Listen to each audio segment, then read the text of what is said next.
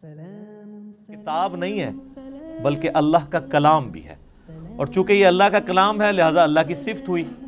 اور اللہ کی صفت ہے تو یہ پھر مخلوق نہیں ہے، غیر مخلوق ہے۔ البتہ جو ہمارے پاس اس وقت یہ بائنڈنگ کے اندر قرآن موجود ہے، اس قرآن کے یہ جو صفحے ہیں یہ تو ظاہر مخلوق ہے، کریشن ہے۔ اس کے اوپر جو سیاہی ہے پرنٹنگ کی وہ بھی کریشن ہے، اس کا گتا بھی یہ بھی کریٹڈ ہے، لیکن اس کے اندر جو کلام لکھا ہوا ہے اگرچہ وہ کاتب کی رائٹنگ ہے وہ بھی کریشن ہے، کریٹڈ ہے، مخلوق ہے، لیکن جو کلام لکھا گیا ہے جسے ہم پڑھتے ہیں یا سنتے ہیں وہ غیر مخلوق ہے، وہ اللہ کی صفت ہے۔ اور اسی لیے آپ دیکھیں کہ سورۃ الاعراف میں آتا ہے نا کہ حضرت موسیٰ علیہ السلام نے خواہش کا اظہار کیا تھا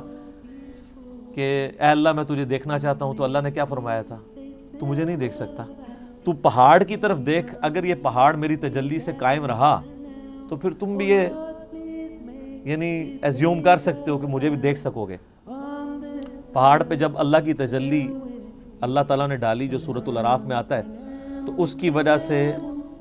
پہاڑ جو ہے وہ ریزہ ریزہ ہو گیا، اور سورۃ الاعراف میں آتا ہے کہ اس تجلی کے انڈائریکٹ مشاہدے کی وجہ سے موسیٰ علیہ السلام بھی بے ہوش ہو گئے۔ یہ علیحدہ بات ہے کہ آپ کے بزرگ کلیم کرتے ہیں کہ وہ اللہ کا دیدار کرتے ہیں، کیونکہ وہ تو کہانی ہے، یہ قرآن ہے، یہ ہے سچائی۔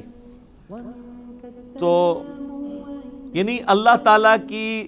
صفات کے اثرات کیا ہیں، اور سیم اسی طرح کی چیز قرآن حکیم کے بارے میں سورۃ الحشر میں آئی ہے، لو انزلنا ھذا القرآن علی جبل، اگر ہم یہ پہاڑ پر نازل کر دیتے تو پہاڑ بھی اس قرآن کے نزول کی وجہ سے پھٹ جاتا، ریزہ ریزہ ہو جاتا۔ کیوں؟ کیونکہ قرآن اللہ کی صفت ہے، اللہ کا کلام ہے، کلام متکلم کی صفت ہوتا ہے نا، تو اس کا ایفیکٹ یہی ہونا تھا جو اللہ تعالیٰ کی ذات کا ایفیکٹ ہے کہ قرآن اگر کسی پہاڑ پر نازل ہوتا تو وہ بھی اس قرآن کے روب کی وجہ سے ریزہ ریزہ ہو جاتا۔ سر یہ ہمارے محبوب صلی اللہ علیہ وآلہ وسلم کا مبارک سینہ ہے کہ جس پہ آلموسٹ 23 سال تک قرآن نازل ہوتا رہا ہے۔ اور اگر آپ بخاری مسلم کی احادیث اٹھا کے دیکھیں تو نبی علیہ السلام کے اوپر ایک کیفیت طاری ہو جایا کرتی تھی جب قرآن کا نزول ہوتا تھا، اور سخت سردیوں میں بھی بخاری مسلم کے الفاظ ہیں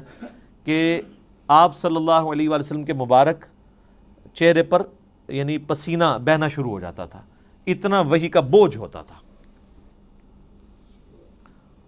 اور اس حالت میں صحابہ کرام آپ کو دیکھ نہیں سکتے تھے،